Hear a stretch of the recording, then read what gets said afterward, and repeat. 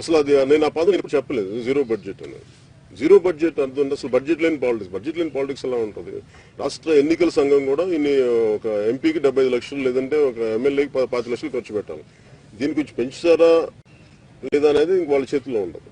Zero budget అని కాకుండా ఓట్లు కొనుగోలు చేయని రాజకీయం రావాలని మనస్ఫూర్తిగా కోరు. నేను చెప్పి అలసిపోయాను. నేను ఎప్పుడు చెప్పలేదు బాబు జీరో బడ్జెట్, డబ్బులు లేకుండా రాజకీయం చేయాలని నేను ఏ రోజున చెప్పలేదు.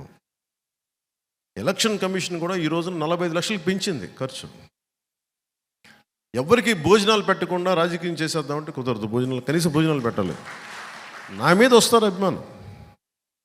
నేను నాయకులందరికీ మొన్న ఒకసారి చెప్పా,